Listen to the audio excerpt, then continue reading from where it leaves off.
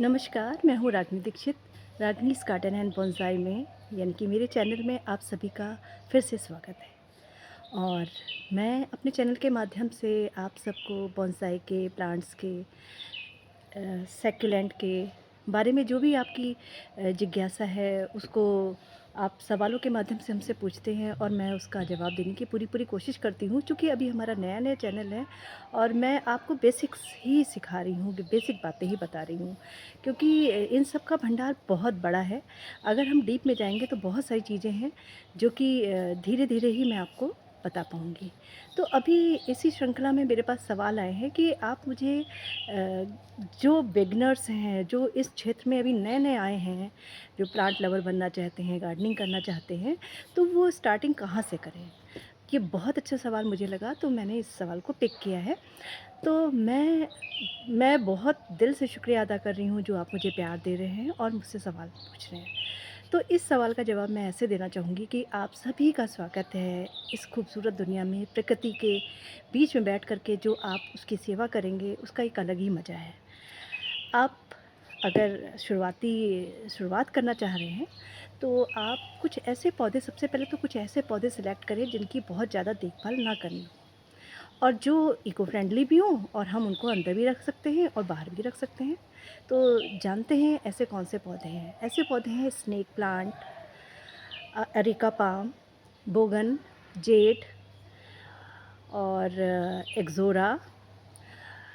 आप इसमें बहुत सारे फूलों की वैरायटी आती है जिसको कि आप अपने उसमें रख सकते हैं। जेड जेड प्लांट है जो कि बहुत ही खूबसूरत होता है। स्नेक प्लांट में भी बहुत सारी वैराइटीज़ होती हैं, छोटे भी होते हैं और बड़े भी होते हैं।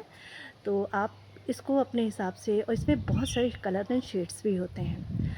और अगर आप अंदर घर के अंदर रखते हैं तो बहुत ज़्यादा मेंटेनेंस की ज़रूरत नहीं होती, बस इसको धूप अच्छी चाहिए होती है, पानी कम चाहिए होता है और आप इसको इससे ऑक्सीजन बहुत मिलती है। तो आप अपने घर में किसी कोने पे रख के कुछ दिन के लिए, फिर आपको धूप में तो रखना ही पड़ेगा क्योंकि ये लाइव प्लांट होते हैं। लेकिन ये है कि और पौधों की अपेक्षा आप इन पौधों को ज़्यादा दिनों तक घर के अंदर रख सकते हैं। दूसरी बात कि अगर आपने जेड जेड प्लांट है, बोगन है और ये स्नेक प्लांट है, एरकेरिया, आप ये सब पौधे आराम से लगाइए, इनको कोई मेंटेनेंस की ज़रूरत नहीं होती है। पानी भी बोगन में तो पानी सही जाता है, जेड में भी पानी सही जाता है, लेकिन इन सबको धूप बहुत अच्छी चाहिए होती है।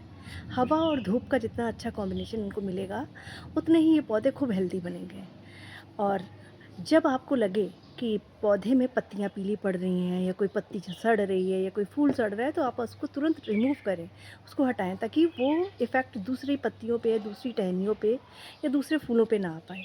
जब आप ऐसा करेंगे तो धीरे-धीरे आपका पौधा काफ़ी हेल्दी हो जाएगा और आप देखेंगे, आप उसकी थोड़ी-सी सेवा करेंगे, वो आपको इतना अच्छा फल देगा, मतलब आप उसको थोड़ा-सा समय देंगे और वो आपको इतनी खूबसूरती देगा, आपके घर की रौनक बढ़ाएगा और आपको मानसिक सुकून भी देगा।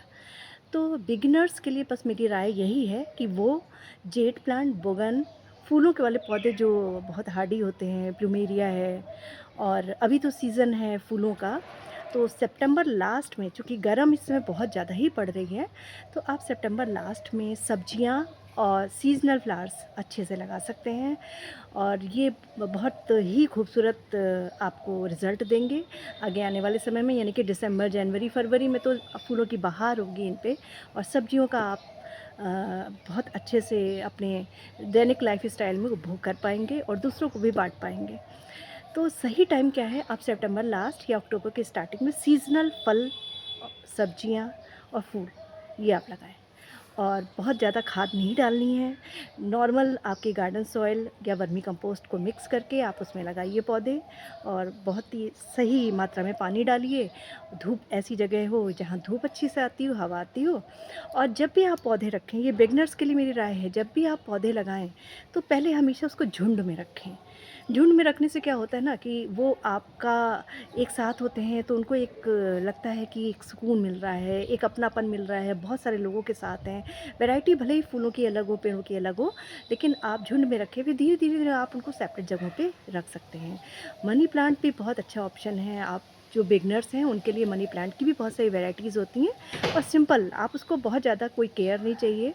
आप उसको चाहे तो बेल के रूप में बढ़ा सकते हैं और चाहे तो आप उसको ज़मीन पे फैला भी सकते हैं। अगर आपका कोई कॉर्नर है, मिट्टी का है, तो अब आप उसमें रॉक्स रख के या पत्थर रख के आप उसको मनी प्लांट को उसमें फैला सकते हैं और बीच में कोई बुद्धा जी की मूर्ति रख दीजिए और देखिए आपका कॉर्नर कितना जीवंत हो उठेगा, बहुत ही खूबसूरत लगेगा।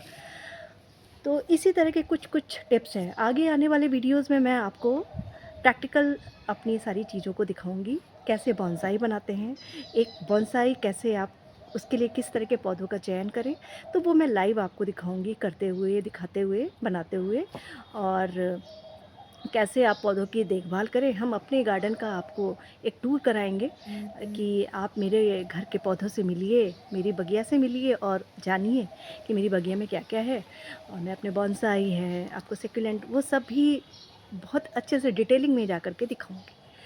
और प्रैक्टिकल आप कुछ भी अगर जानना चाहते हैं तो आप मुझे भेजिए, तो उस कोशिश करूँगी उस पौधे के बारे में आपको दिखा कर के उसकी डिटेल आपको बता सकूँ। और जो बोनसाई की जितनी भी वैराइटीज़ होती हैं, जितने भी प्रकार होते हैं, जितनी भी फॉर्म्स होते हैं, हर फॉर्म को अलग-अलग उस बोनसाई का शेप लेकर के आपको बताऊँगी ये कौन-सा फॉर्म है और आप उसको कैसे ट्रिम कर सकते हैं।